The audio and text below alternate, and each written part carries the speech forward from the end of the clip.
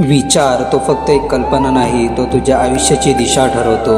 आज जो जेथे आहेस ते तुझ्या कालच्या विचारांचं फल आहे आणि उद्या तू कुठे असशील ते तुझ्या आजचे विचार ठरवतील. जर तुझे विचार छोटे असतील तर तू नेहमी कारणे शोधशील. जर विचार भीतीने भरलेले असतील तर उंच भरारे घेणं अशक्य आहे.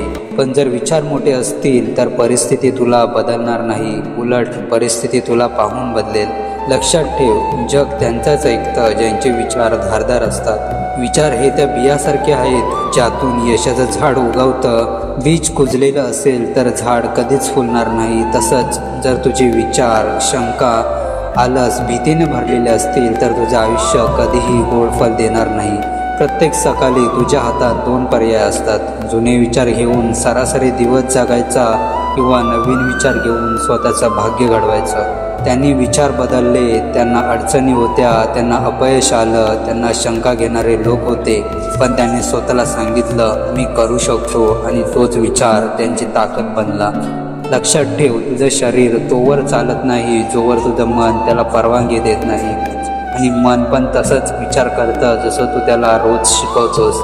जर तू रोज नकारात्मक विचार पेरशील तर आयुष्य नकारात्मक फल देईल. पण जर तू मनाला रोज सकारात्मक मोठे धाडसी विचार शिकवशील तर तुझं आयुष्य तुझ्या स्वप्नांसारखं घडेल.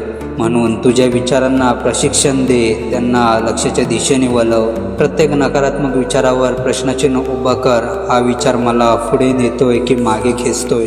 लक्षात ठेव, जो विचार तुला मागे खेचतो तो कधीच तुझा असू शकत नाही. विचार ही एक आग आहे, ती आग तुला जाळून टाकू शकते किंवा तुला उचलवू शकते.